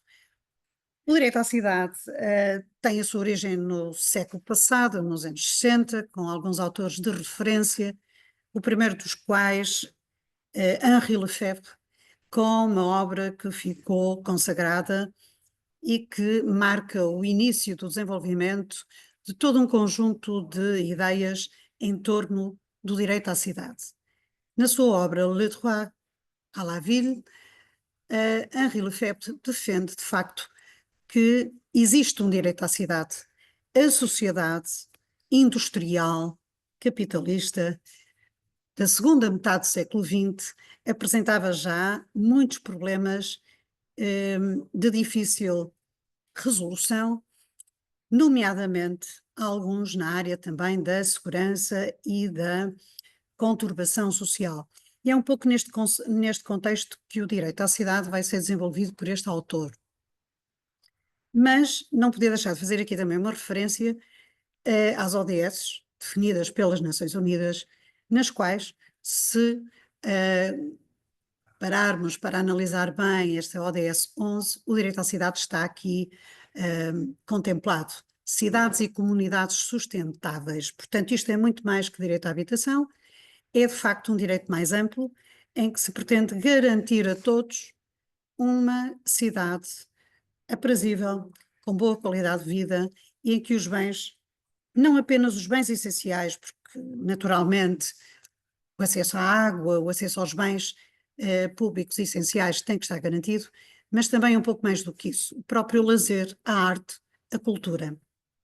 E neste sentido, falar direito à cidade é um tema que para mim me dá um especial prazer, porque a nossa vida depende muito da qualidade e da ligação à cidade, num sentido não apenas estrutural, não apenas habitacional, mas num sentido muito mais amplo, cultural, civilizacional. Segundo esta ODS 11, definida pelas Nações Unidas, deve ser garantido a todos habitação segura e acessível, transporte sustentável, urbanização inclusiva, espaços públicos seguros. A questão da segurança é aqui uma questão muito pertinente, porque um dos grandes flagelos da cidade industrial da segunda metade do século passado e que nos acompanha, naturalmente, é a insegurança. E numa palestra preferida para o Brasil, estou crente que todos entendem que esse é realmente um flagelo. Belém do Pará é um pequeno paraíso do que eu pude observar no ano passado, quando estive convosco, mas a outra parte do Brasil que eu conheço muito bem, que é o Rio de Janeiro, é exatamente o oposto.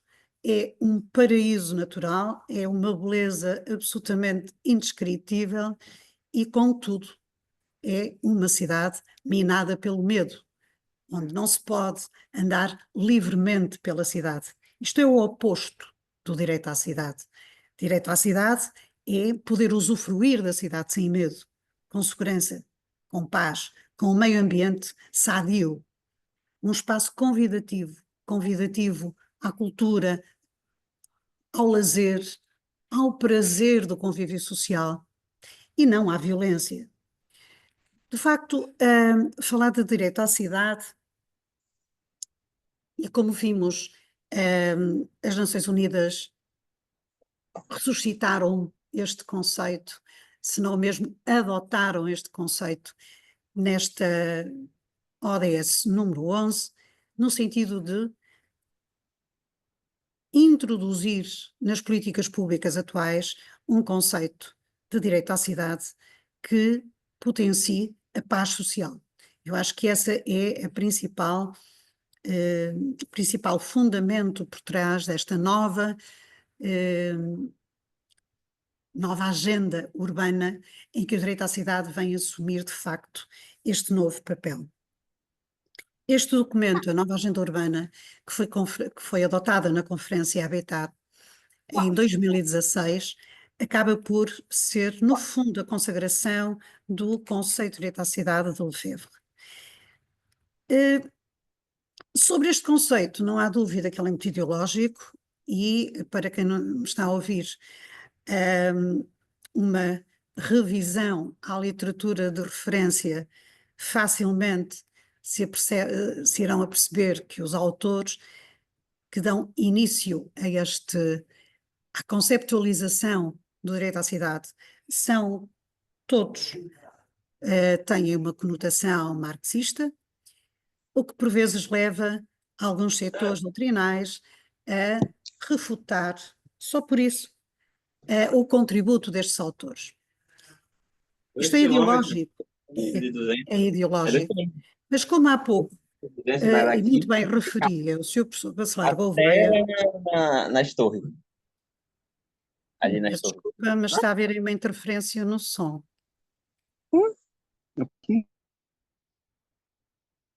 Bom, como eu dizia há pouco, o Sr. Professor referiu, e muito bem, que nesta nova escolha, nosso novo Papa, é com prazer que verifiquei, de facto, a sua posição de continuidade em luta contra as desigualdades sociais e pela inclusão de todos, não só na Igreja, mas na sociedade. E não é de facto indiferente ter adotado o nome de Papa Leão XIV, como bem mencionou, ficou historicamente ligado a uma encíclica papal notável, Rerum Novarum, e por isso, as questões sociais não podem nem devem ser analisadas de uma forma ideológica, mas antes de uma forma objetiva, tendo sempre presente a justiça social. Essa não pode ser indiferente a nenhum de nós. Dito isto, o direito fundamental que eu vejo como sendo o mais diretamente, umbilicalmente ligado ao direito à cidade é de facto o direito à habitação. E vejam bem que nós estamos no pleno século XXI com abraços com uma das maiores crises de habitação da minha geração já cá anda há algumas décadas. Por isso, não devemos olhar para isto como uma questão ideológica, mas como uma questão pertinente, atual e fundamental, se queremos de facto viver num espaço de cidade, num espaço urbano, com paz social e com liberdade. E nesse sentido, segundo Lefebvre, o direito à cidade, no fundo, transmite-nos a ideia de um direito a uma cidade de qualidade, com cuidado arquitetónico, num sentido amplo de realização familiar, social, artística e cultural. Ou seja, é no fundo a visão do homem, da humanidade, inserida no seu tempo histórico e na sua vivência plena. Dito isto, não ignoramos que a habitação é o começo de tudo. A habitação é o porto seguro de qualquer um de nós. Uma sociedade que não garante o direito à habitação não pode ter paz social. E nesse sentido é muito interessante uma obra de um autor ideologicamente também muito marcado, David Harvey, com uma obra notável, As Cidades Rebeldes, chama a atenção para o problema da violência e da criminalidade. Toda a violência deriva da violência urbana, sendo esta uma consequência da exclusão e da segregação. Por isso, eu convidava todos a fazermos um exercício de tábua rasa quanto à ideologia e apenas a concentrarmos naquilo que queremos para nós e para as gerações futuras. Uma cidade para todos, uma cidade aprazível, uma cidade com paz ou uma cidade turbulenta, com guetos e com conflitos permanentes. E é neste sentido que não deixa de ser curioso que tantos anos depois o próprio conceito de direito à cidade volta a estar muito em evidência, quer em documentos internacionais, como há pouco mencionei a ODS número 11, a Carta Habitat, mas também no âmbito das principais discussões que se vão travando em torno da evolução do direito do urbanismo, por exemplo, porque efetivamente nós podemos ter uma visão mais liberal ou menos liberal, mais regulatória, mas há uma coisa que não podemos ignorar, é que o urbanismo, a urbe necessita de ordem, a urbe necessita de regulação, sob pena de gerarmos um caos urbanístico depois muito mais difícil de resolver. Nesse sentido, podíamos recuar muito mais no tempo, porque já um dos autores de referência do pensamento liberal, Adam Smith, nos reportava para a necessidade de, numa sociedade industrial, orientada para a riqueza das nações, o Estado, que ele defendia como um Estado minimalista, é um facto, mas não um Estado mínimo inoperacional. A ideia era mais de um Estado mínimo, mas eficiente. O Estado não deve ou não tem que garantir muito, mas tem que garantir algumas coisas. E essas, ou nessas, não pode falhar. Esta é uma visão que se calhar também devíamos recuperar, porque a eficiência é essencial. Quando nós falamos de Estado Social, a discussão, mais uma vez, facilmente se torna ideológica, mas no fim do dia, perante qualquer problema que surja na nossa sociedade, todos defendem o Estado Social. Porque quando alguma coisa falhar na vida de algum de nós, seguramente o Estado vai ser o primeiro alvo a quem vamos apontar o dedo porque algo falhou. Ora, o Estado Social não pode ser destruído. E eu aí concordo inteiramente com a visão do Sr. Professor Bassão Gouveia.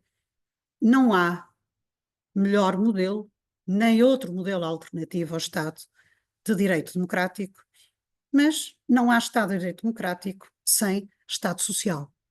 Não um Estado social assistencialista, não um Estado social que dá tudo a todos, porque isso não é possível, não é sustentável.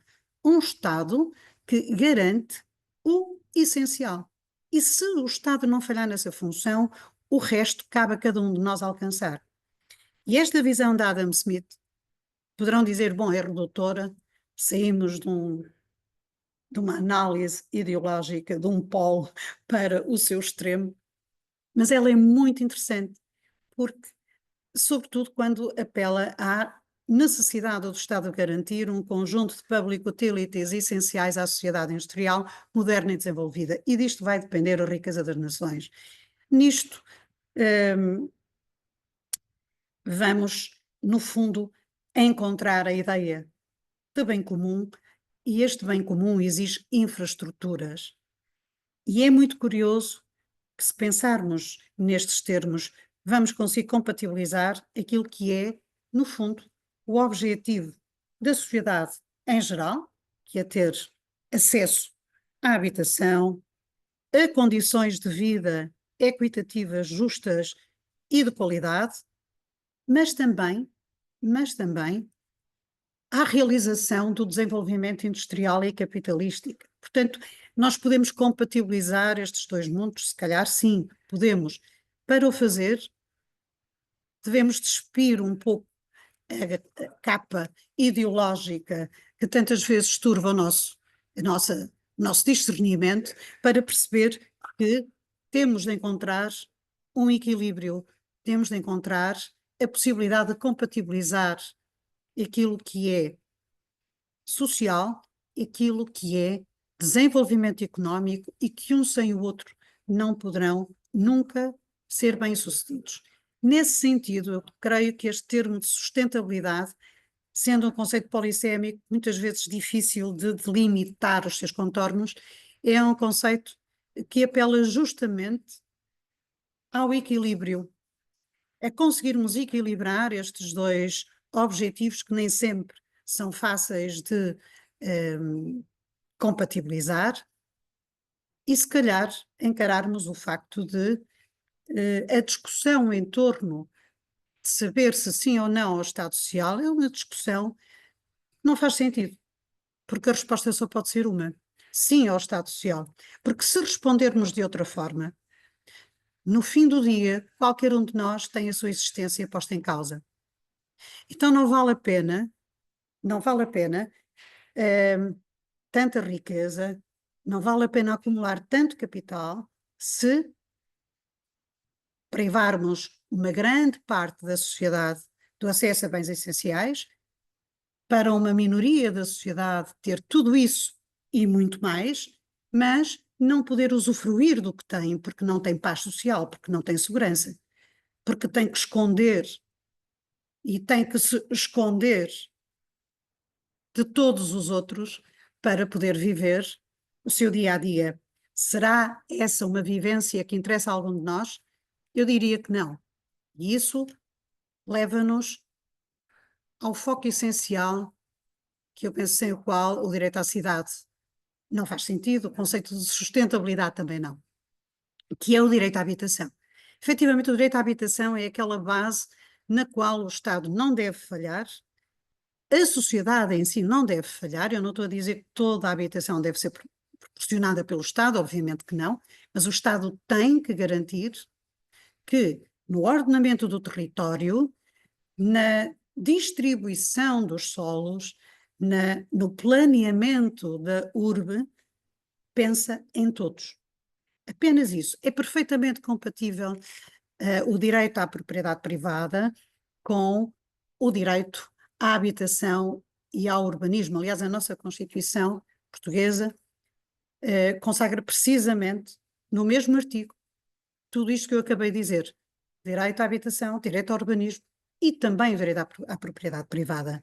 Agora, o Estado tem que ter e não pode omitir-se de ter um papel regulador e garantístico. Regulador no sentido de planificar, garantístico no sentido de não ignorar a necessidade de intervir para garantir o direito à habitação aos mais vulneráveis e para, se necessário for, equilibrar o mercado quando este se apresentar absurdamente desequilibrado, que é um pouco isso que acontece neste momento. Os preços da habitação, um pouco por toda a Europa e em Portugal, nós sentimos isso todos os dias, atingiram níveis incomportáveis e, portanto, só há duas formas de nós reequilibrarmos este mercado habitacional.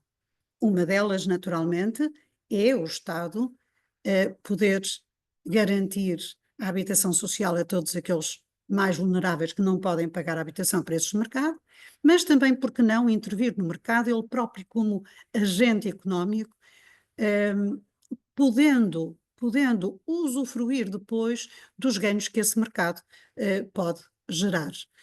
No fundo, há uma coisa que não pode ficar para trás: este direito à habitação que, voltando ao contexto ideológico, da esquerda à direita, todos consideram como a base do equilíbrio social.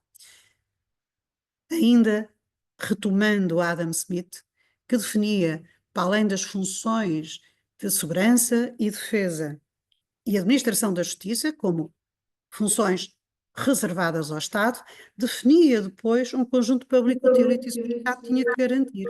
E nestas definia a habitação, a educação e a saúde. Mas destes três, a habitação devia ser aquele que primeiro devia ser realizado, por uma razão simples: porque sem habitação não há saúde, e porque sem habitação e sem saúde também não haverá educação. E porque a educação era a verdadeira e mais determinante causa da riqueza das nações, para chegarmos à educação, tínhamos de começar por garantir o básico. E esse básico era justamente a habitação. Eu penso que esta visão de um liberal tem muito significado neste contexto. De facto, a habitação é um direito fundamental, é um direito de segunda geração. Fazendo aqui o ponto com a intervenção do Sr. Professor Bacelar Gouveia, mas relativamente aos direitos de segunda geração, os direitos económicos e sociais, na minha perspectiva, se estes não forem realizados, os direitos de primeira geração nunca serão garantidos.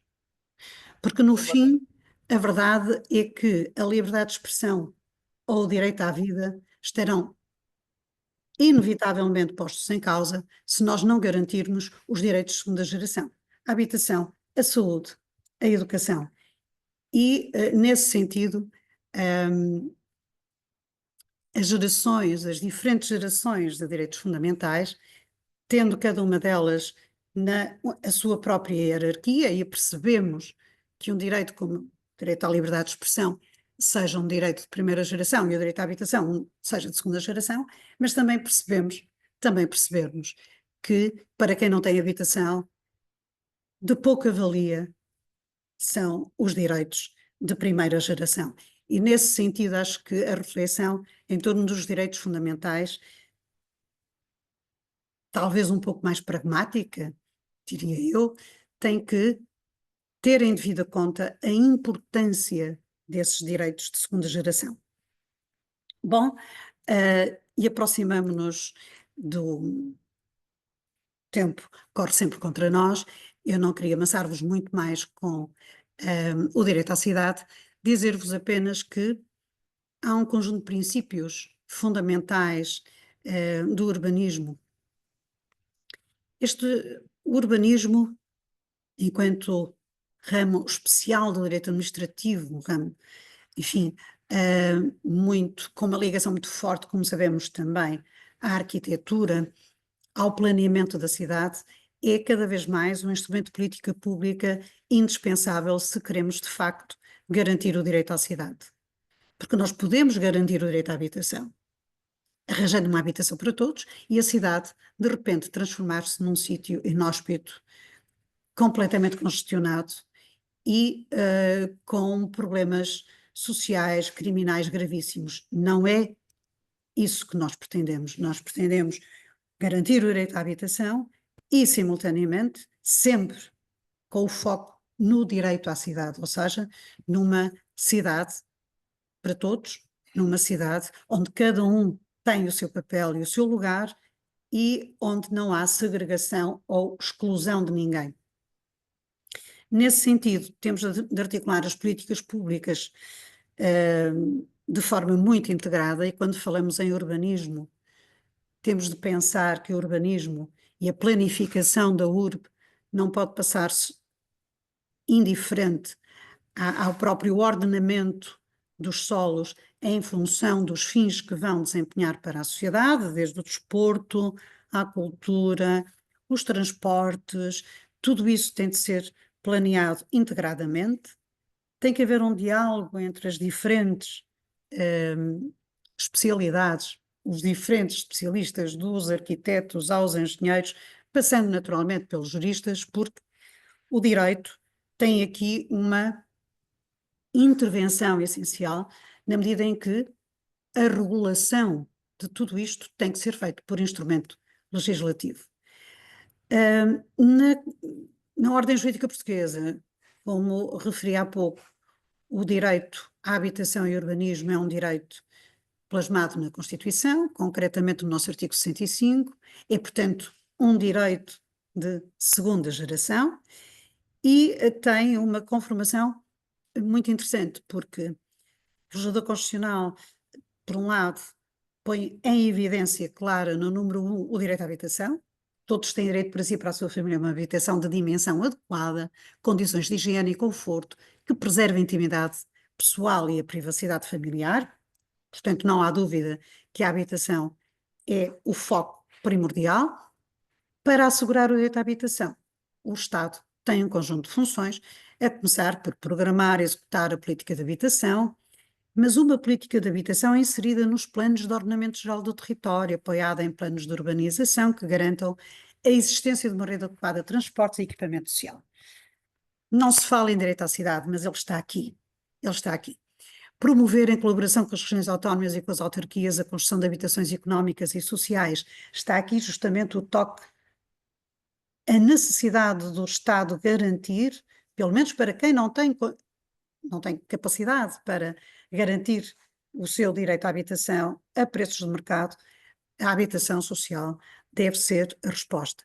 Estimular a construção privada, com subordinação ao interesse geral, aqui está perfeitamente evidente a necessidade de regular a iniciativa privada, naturalmente, no exercício da sua atividade de construção e urbanização, e incentivar e apoiar as iniciativas das comunidades locais e das populações. Aqui devo dizer que a tradição no nosso país, durante muitos anos, uma tradição muito positiva das cooperativas de habitação e autoconstrução, que resolveu um problema de habitação muito sério logo após o 25 de Abril, porque tivemos de receber muita gente e o país é demasiado pequeno e, portanto, tivemos de facto um problema muito sério para conseguir alojamento para todas as pessoas que regressaram das antigas colónias, mas conseguimos. Não foi fácil, conseguimos. E as cooperativas de habitação tiveram aí um papel fundamental. Na cooperativa de habitação nós encontramos, por um lado, o apoio e o suporte do Estado, mas encontramos a iniciativa privada, ou seja, um Estado social em que o cidadão participa e cumpre também o seu dever, porque participar é um dever. Foi uma pena, porque muitas das cooperativas que no nosso país, durante décadas, ajudaram a resolver o problema da habitação. Hoje em dia, praticamente estão reduzidas a gerir o património que construíram e o mercado teve ali um período em que deu resposta às necessidades de habitação e, portanto, as cooperativas ficaram um pouco na sombra do passado. Se calhar estava na altura de reativarem a sua atividade, porque podiam agora dar uma ajuda muito grande, creio, na resolução dos problemas de habitação em Portugal, e é um modelo que facilmente pode ser adotado, porque a cooperativa parte essencialmente do interesse genuíno daqueles que precisam de satisfazer a sua necessidade, no sentido de se agregarem e conseguirem, no coletivo, conseguirem concretizar o seu direito à habitação. E, portanto, nesse sentido, é um exercício de um direito de cidadania, de participação, que deve ser incentivado. E para finalizar, dizer que o urbanismo, como referi há pouco, é aqui uma área fundamental, porque é preciso regular, não em demasia, não retirando, obviamente, a criatividade e a capacidade de fazer coisas, por vezes, espantosas, mas não desviarmos recursos para aquilo que pode não ser a prioridade, porque a prioridade é garantir a habitação a todos.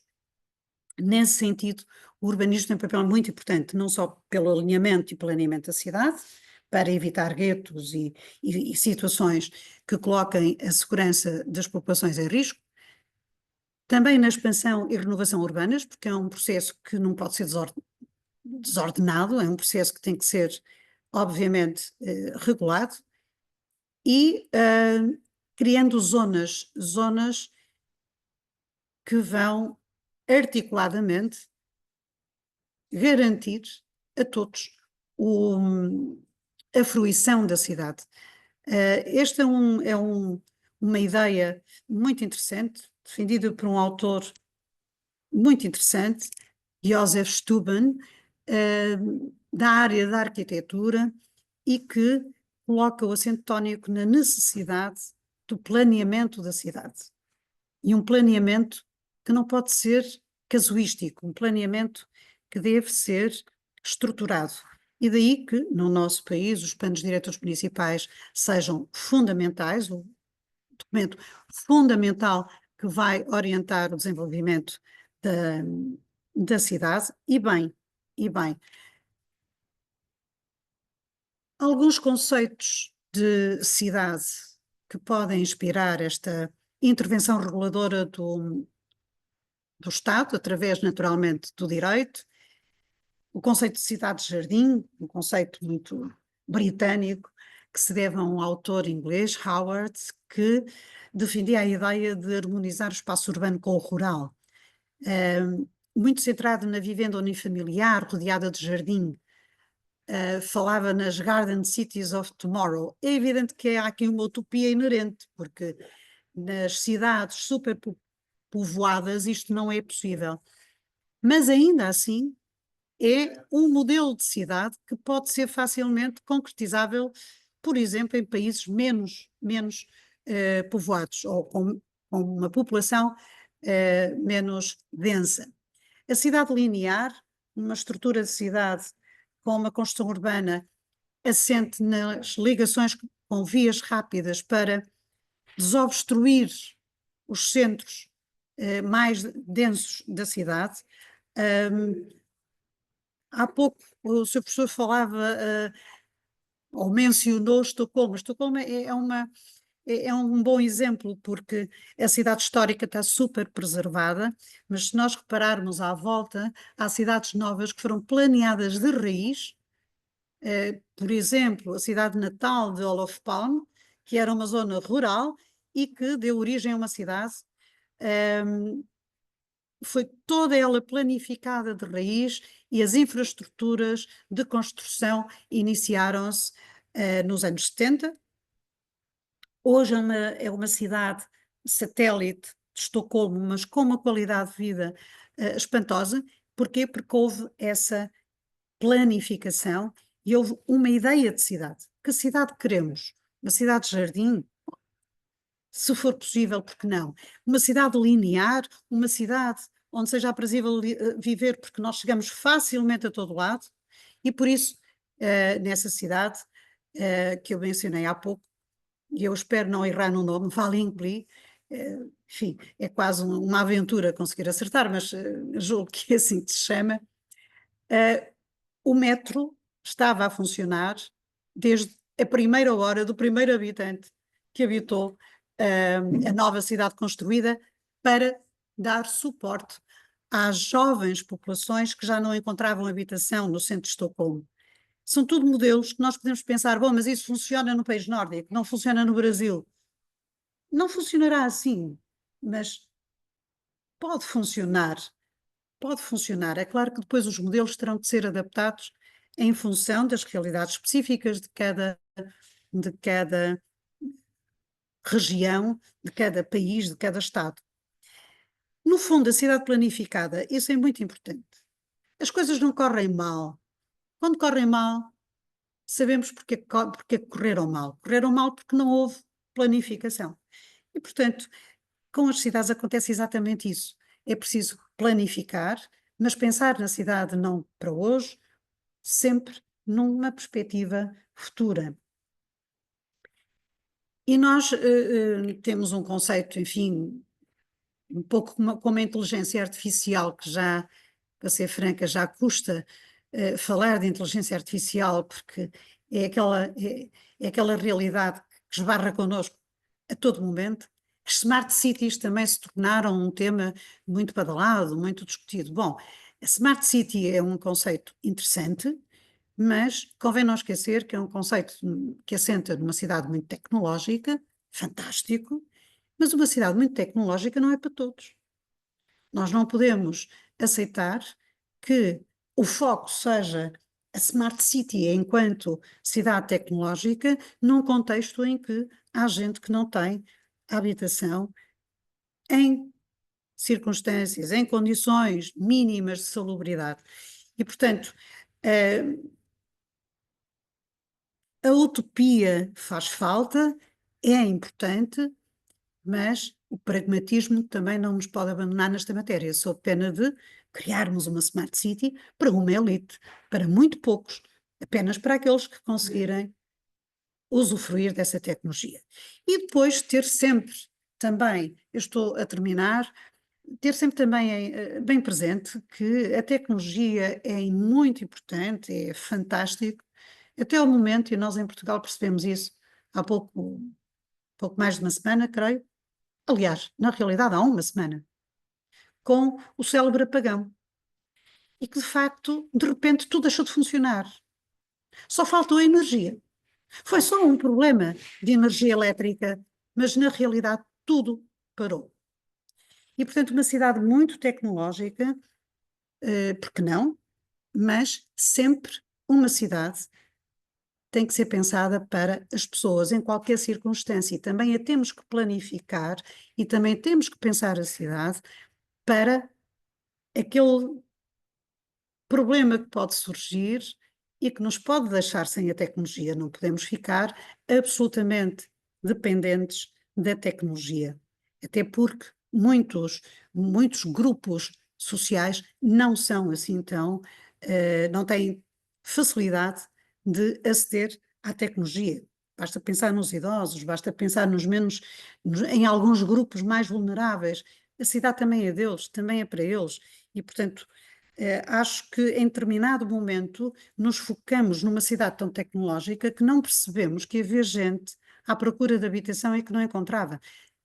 Quando tomamos consciência do problema da habitação pelo qual estamos a passar, já era um bocadinho tarde. E isso, do meu ponto de vista, não faz sentido. O foco tem que estar no direito fundamental. E o direito fundamental que podemos garantir a todos é, de facto, o direito à habitação, numa cidade que cumpra todos os outros requisitos que mencionei há pouco para que a cidade seja habitável. Terminando, queria fazer aqui apenas uma menção muito, muito rápida aos princípios jurídicos fundamentais que devem orientar a política do urbanismo, direito à habitação, naturalmente, e ao planeamento urbano central, regional e local, mas também o princípio da cooperação entre diferentes entidades públicas. Mencionei há pouco as cooperativas, mas podia mencionar outras entidades, só a título de exemplo, e para não me alongar muito mais, nós temos sistemas de previdência com problemas de sustentabilidade a longo prazo, quer segurança social, quer alguns dos muito poucos que restam de previdência privada, como por exemplo a Caixa de Previdência dos Advogados e Solicitadores, e esse problema de sustentabilidade podia ser pelo menos parcialmente minorado se quer a própria Segurança Social, quer os outros sistemas, investissem em habitação, porque a habitação garante um rendimento, e um rendimento que, não sendo exponencialmente, não tendo em si mesmo o potencial dos investimentos em fundos e em capitais de risco, que tem um potencial enorme de crescimento e um potencial enorme de falha total, o investimento em habitação não tem esse risco e, portanto, potencia um rendimento que é de longuíssimo prazo. Isso foi feito em determinados momentos e foi abandonado. Agora, se calhar era um bom momento para pensar o que é que todas essas entidades públicas poderiam fazer para resolver o problema da habitação e, ao mesmo tempo, cuidarem da sua sustentabilidade financeira no futuro. O princípio da participação dos cidadãos, não podem esperar que o Estado faça tudo por eles, a justa ponderação dos interesses envolvidos. Se houver que regular, e há que regular, pois temos de ter coragem, por vezes, de afetar alguns interesses poderosos, mas é preciso fazê-lo, porque há um interesse maior, e o interesse maior é o do bem coletivo no seu todo. A harmonização entre normas e planos, isto dava uma longa conversa, porque regular, claro que precisamos de regular, mas o urbanismo não pode ser modificado sem uma reflexão profunda sobre as suas consequências a médio e longo prazo. Nós recentemente, por causa da crise da habitação, tivemos algumas iniciativas legislativas em Portugal, do meu ponto de vista foram mal perspectivadas e que podem vir a ter até um efeito perverso, o efeito contrário àquilo que se pretendia. Não é certamente culpa da regulação o facto de não termos habitação. Parece-me, portanto, que desregular não vai contribuir propriamente para resolver o problema da habitação. E sempre o foco da garantia constitucional da propriedade privada, porque a Constituição assim o diz e bem, e nesse sentido, tempos houve em que em Portugal se usou bastante a expropriação como forma, por exemplo, de arranjar solos para as cooperativas. Se calhar devíamos pensar novamente em algumas iniciativas nessa matéria. O valor do metro quadrado do terreno é sempre o elefante dentro da sala quando se discute qualquer alteração do urbanismo, mas temos que enfrentar esse problema se queremos de facto garantir o direito à habitação e o direito à cidade, que como direito mais amplo é o único que de facto nos pode proporcionar uma cidade não apenas para viver, mas para desfrutar, porque é isso que todos nós pretendemos e esperamos. E com isto, concluindo, o direito à cidade e ao urbanismo de qualidade é essencial para a sociedade industrial e capitalista do nosso tempo, orientando sempre para as necessidades sociais de todos os grupos sociais, e é com base nisso que o desenvolvimento sustentável poderá ser alcançado. Planificar, pensar nas necessidades da população atual e futura. Não podemos esquecer que os últimos tempos mostraram que de um momento para o outro a habitação, a população pode alterar-se radicalmente. Basta pensarmos nos movimentos migratórios, de refugiados, e tudo isso trouxe a algumas cidades um problema novo. Portanto, quando planificamos a cidade, também temos que pensar nesse tipo de problemas.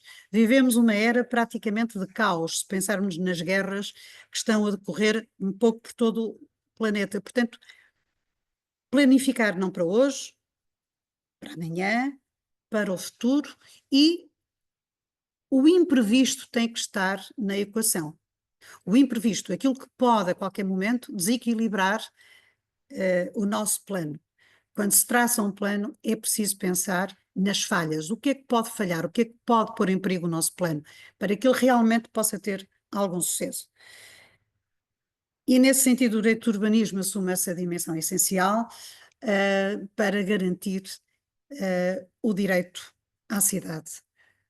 Eu depois terei ainda, quando contribuir com o meu texto, a possibilidade de partilhar convosco algumas referências essenciais sobre o direito à cidade, que são muitas, eu não vou mencioná-las todas, mas, como podem ver, sobre o direito à cidade temos uma vasta literatura que eu convidava a visitarem. E com isto termino a minha intervenção, pedindo antecipadamente desculpa se me excedi no meu tempo, e devolvo a palavra à mesa. Muito obrigada.